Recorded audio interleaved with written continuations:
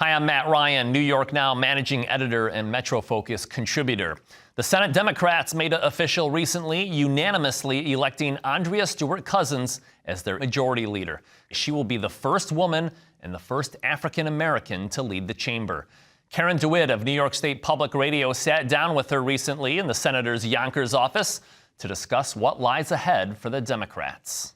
So what do you attribute this kind of big sweep to? Was the election all about really President Trump and resistance to his policies that helped the Democrats so much this year? I think certainly that was a very, very large part of it. When people woke up after the presidential election in 2016 and realized that, and as I said, I always know that whether you were a Republican or a Democrat, you did not expect this outcome. And having come to the conclusion that this would be a 4-year outcome, people started looking at other levels of government and took a look at their state legislature. And I think certainly many people were surprised that in a quote-unquote blue state, the state Senate was still not blue. So the attention turned towards what were some of the reasons for that, what are some of the issues that we're unable to really move forward, and the collective energy of people all over, obviously, and certainly a very, very concentrated energy here in New York, created engagement of voters that we've not seen in so many years. We've always lamented the fact, frankly, that New York is number 46 out of 50 states in terms of voter turnout and so on and so forth. And people decided that they need to be involved, and they do. And so they've sent a resounding message. They want Democrats, as they voted for before, they want Democrats to lead, and they need our leadership, and we are certainly pleased and looking forward to stepping up. So Governor Cuomo helped you more than he has in the past. He contributed $5 million to state Senate campaigns as well as congressional campaigns. Wondering, do you owe him anything now for that help? No, I mean, I owe him what I would owe any partner in government, which is to be able to work collaboratively in order to benefit the people that we serve.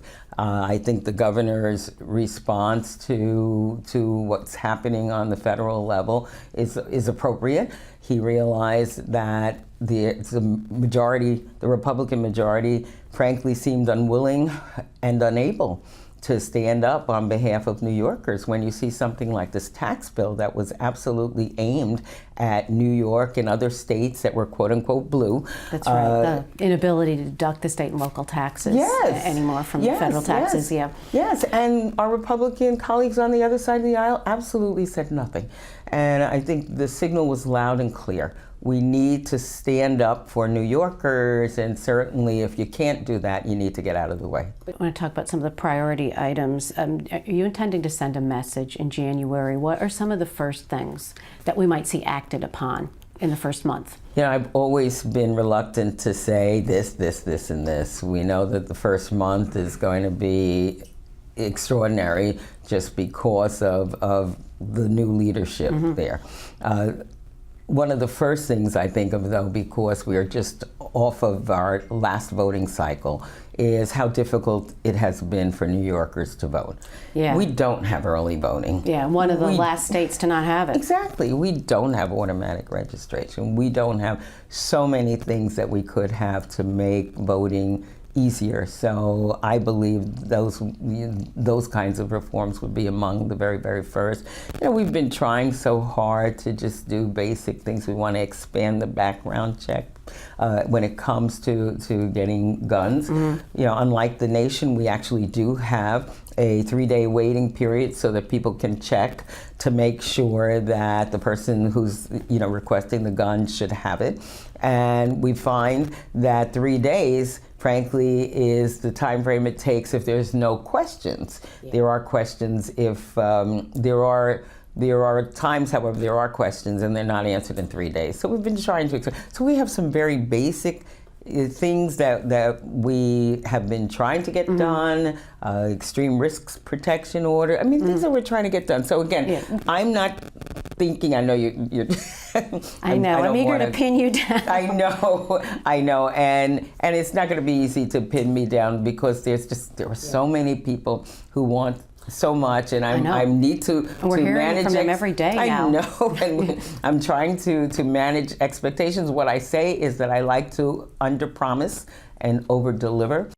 And finally, and I think you probably expected this question to be coming at some time, the last time the Democrats ran the Senate, 2009, 2010, you were there, but you didn't have a leadership post, it was pretty chaotic and some would say disastrous. I mean, we had the Senate coup where you had factions of 31 members each, holding alternative, sessions in the chamber, and a lot of corruption. A lot of the former leaders are in jail now. So how, and people still look back at that and are a little worried. Can the Democrats run the Senate? So, Well, the Democrats, first of all, can certainly run the Senate. We are a whole new conference for the most part. I mean, obviously, many of us are still there, but the conference is a conference that I believe not only has grown, but we've been through a lot. Those of us who are here, and certainly the people who are coming in, we've all been through a lot to have our positions of leadership, and we've earned our positions of leadership, and we don't take that for granted. When you mentioned the coup, I have to tell you that obviously the coup was engineered by Republicans. It wasn't engineered by Democrats.